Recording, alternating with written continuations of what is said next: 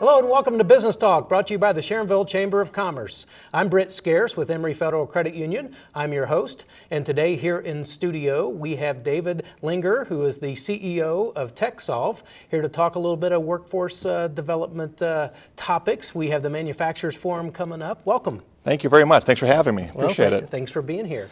Well, David, tell us a little bit about TechSolve. Absolutely. So TechSolve is a not-for-profit manufacturing services company. We've been serving the Cincinnati area for over 30 years now. Wow. There's really three aspects to our business. The first is our business advisory. We get involved with consulting, helping small and mid-sized companies improve their business. So that could be lean, process improvement, CATA. We get involved with cybersecurity assessments and improvements. Even in some of the smaller businesses, we get involved with just financial and business strategy help, just the basics. Our second area is we have a fully instrumented machining laboratory in our facility. So we get involved with some really hard machining problem solving. We do machinability studies. Oftentimes a company may be making a part and they'll say, hey, can we make this part better? Can we optimize how we're producing it? Can we get the cost out or the quality up? That type of thing. The third category is our IIOT business. So this is the Industrial Internet of Things you've heard before. It's the whole digitization of manufacturing. And that's really an exciting area where we're growing, where we're getting involved with connecting machines, getting data, information off of the machines, and then based on that information, be smarter in how we operate the business or the factory. That technology is just like doubling like every week. It's crazy. It's a full-time gig just to stay up with it. I mean, honestly, and it's fun. And so if you've heard of the Brilliant Factory or the Factory of the Future, that's what they're talking about. Yeah. Man, that's great. So what technology trends should manufacturers be paying attention to the most these days? Man, you're almost just overly inundated with technology, everything from additive manufacturing to this whole IoT platform piece. But I would say for the companies out there is to look at automation. Mm-hmm. What's happened is because of the increased volume, increased use of robotics and automation, mm-hmm. the price has really dropped significantly.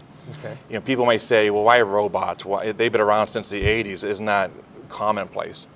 Yes and no. Maybe it is in the larger companies, but because of the volume increase and the price points that are dropping down, smaller businesses, even 5-person machine shops, are going out and able to afford and use these robots. It's becoming much more affordable. Much more affordable, more mainstream, easier to use, mm-hmm. right? Where you don't have to have a PhD in computer science to program, right? Yeah, just to use it. To use one, right? Where now anybody can come in and get that robot programmed.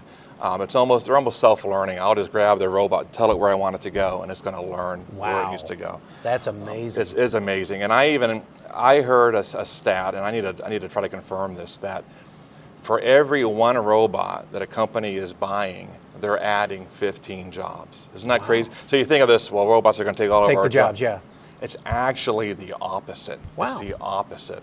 And that's a pretty staggering number. Yeah. So I would say if there's one area to really look into, to learn more about, is robotics and automation, for sure. Does that just make you so much more efficient, or you can just do so much more as far as volume is concerned, I guess? If you're making a widget, it can make so many more widgets? It can. It makes you more efficient. But what's the other piece of the technology that's changing now is if you think about in the past, I had a robot, this big, fast-moving piece of equipment that could harm somebody. So mm-hmm. they're always caged off, between, you can't get access to them. Mm-hmm. What's happening now is you've got robots that are smart, have sensors that can detect that a human is working next to them. Okay. So they call them collaborative robots or cobots. So literally, I could be doing one thing as an operator and have a cobot right next to me, safely operating, maybe just tending the door, opening, closing the door, or just doing these things that takes time from my effort. Sure. But the fact is, it's right there, no cage, no surrounding protection. It's safe to be operating next to the human being. I feel like I've seen some operations where they have the robot actually like moving, say, boxes off of one, conveyor to another, right, and right. There could be people still working around there doing quality control stuff or whatever, exactly. But the robot's there doing its deal. That's right. So I think it's a combination of price point, easier to learn, and then having these cobots available where I can be working side by side that robot, Those three aspects are what's really changing the environment. So we shouldn't be fearing that. Shouldn't be fearing it. No, absolutely not. Any other good trends that you are seeing?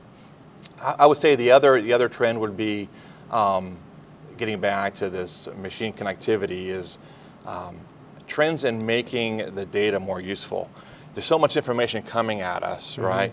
So how do I consume all of that information, and how do I make it meaningful where I can make decisions? So I think the big trend is some of these dashboards that are on your phone and giving you the key information or those key alerts that say, okay, out of all this information, some of this is just good for you to know, but this is an alert. You've got to make this could be change. a problem Yes, in a month or a week or in minutes. And in minutes, right? Go, change the bearings or change this motor out or something of that nature. Yeah.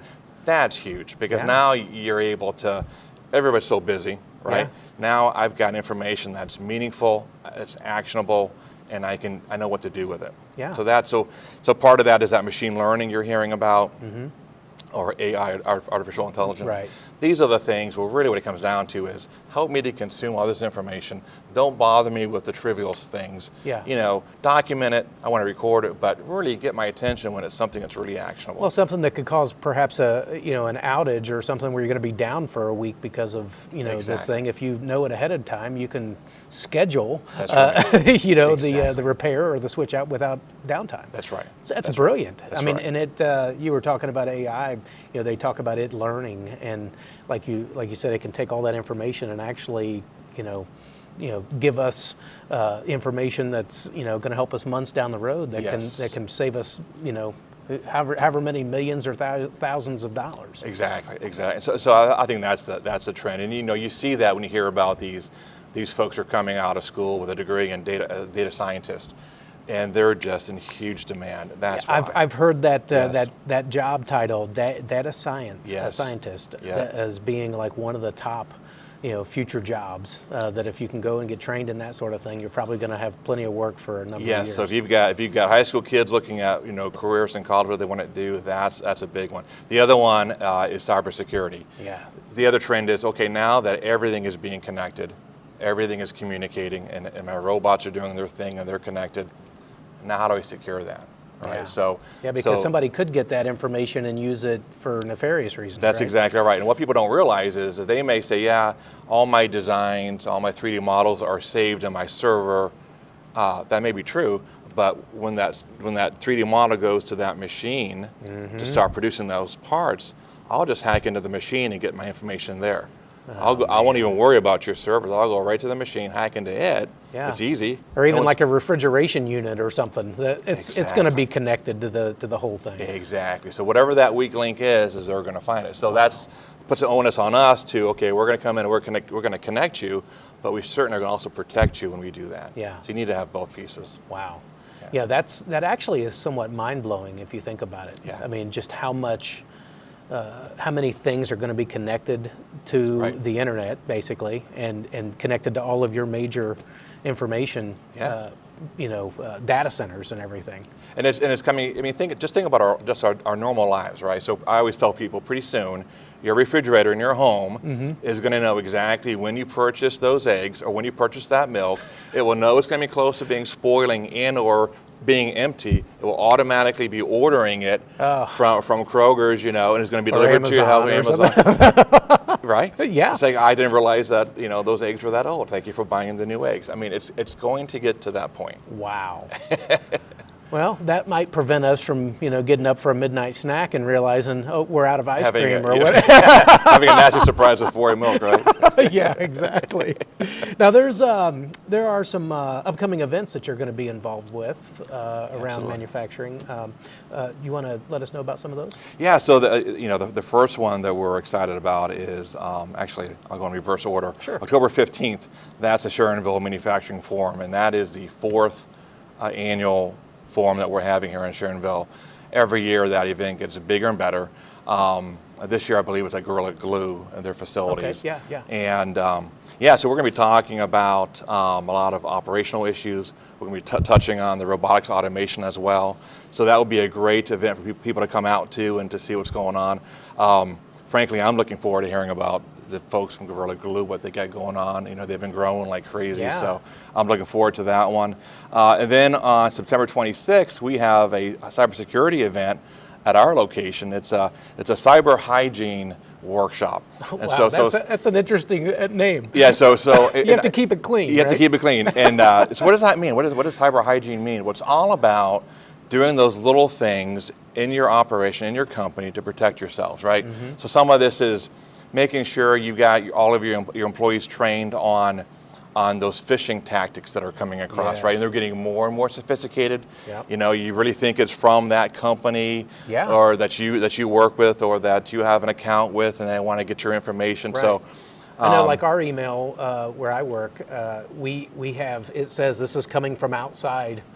that's excellent. No, yeah, the credit union. yeah. So we know it's from an outside party. So if it's supposed to be from one of our internal people, it really Exactly. it's not. And that's a great best practice. So you got good hygiene going there in your cybersecurity. That's good. So they're getting really smart. Where now they call it spear phishing, where those people will do their homework. Right? They say on average they're in your system for 200 days. Really? Researching you. They'll go to your Facebook page, your LinkedIn, really understanding how you operate, how you write, how you sign your name. They do all that homework so that when they do that attack, it's very personal, and you're going to think it's real, right? my Because gosh. of all aspects of it. Man. And it is really hard to know I mean, what's even right. vigilant, companies and people are going to still get fooled. I mean, Right. you could totally do everything you think you're supposed to do and still get fooled if it's that good. Absolutely. Or maybe you have all your systems in place that are really rock solid, but it's the human nature, that finds the thumb drive in the parking lot, comes in, sees who it is. So those are the cyber They happen hygiene to open things. an attachment. Exactly, and in comes that link, right? So that's We are told constantly at the credit union, to basically, be suspicious of everything. As far as are you expecting an attachment of, certain pay stubs or tax returns or something from a particular individual? And if, it could be somebody that's actually a client. Yes. But you're not really doing anything with them right now that they Right. would be sending you that. So you're like, I don't think so. Let's not, let's not open it. I'll call them and see if they sent us something. exactly That kind of stuff. But it's such a typical trap, because as a human being, you want to help that person out. Absolutely, especially So- if it's someone that is already a client or Right. a friend, that's saying, hey, here's the information you wanted or something like Exactly. that. So yeah, you're Exactly. right, they're getting good at that stuff. And I'm sure that's only going to get better. As we get better, they'll come up, they'll get smarter and better. Absolutely. Yeah, absolutely. How can we learn more about all of these workshops and everything? Well, so I tell you what, so TechSolve's kind of your one-stop shop. So we're here to help. We are your local MEP, which stands for the Manufacturing Extension Partnership. So that's a national organization that falls under NIST. There's about 55 MEPs across the country, and we're one of the larger ones, actually. And we're right here in Cincinnati. that's Go to our website, techsolve.org, and you can see a calendar of all the upcoming events. You can see on our website, you can sign up for some assessments to see how am I doing on cybersecurity, how am I doing on robotic and automation, how am I doing on IoT, right? Come in, do a free assessment, see where you are. Fantastic. Absolutely. Fantastic. Well, our guest has been David Linger with TechSolve, CEO of TechSolve, and cybersecurity. These topics, David, this is a big deal. hot stuff. And we definitely got to make sure that we stay vigilant, and we need to stay on top of all the new trends and everything. So definitely check out the website there Please do. that David just mentioned. And until next time, you've been watching Business Talk right here.